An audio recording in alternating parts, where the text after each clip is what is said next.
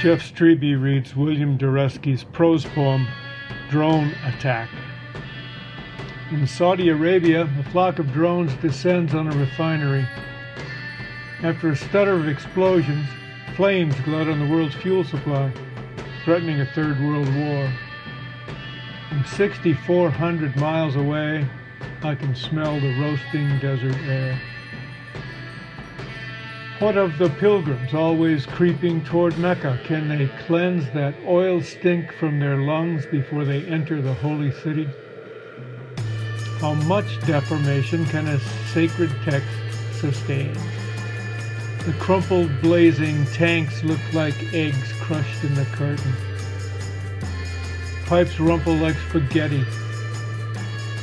When I was a young firefighter, I learned how to contain oil fires with blasts of low expansion foam spread over molten surfaces.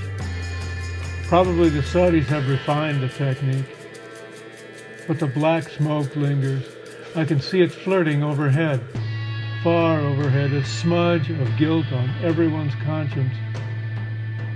A few birds, tall in the early autumn, flicker through the mist without soiling themselves. Someday I should reform myself and embrace one or more of the sacred texts. Make a pilgrimage to some obscure city that has forgotten the names of its gods. William Doreski has published 3 critical studies and several collections of poetry.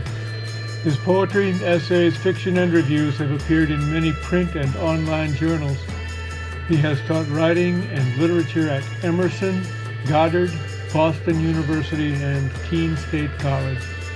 His most recent books are A Black River, A Dark Fall, and Train to Providence.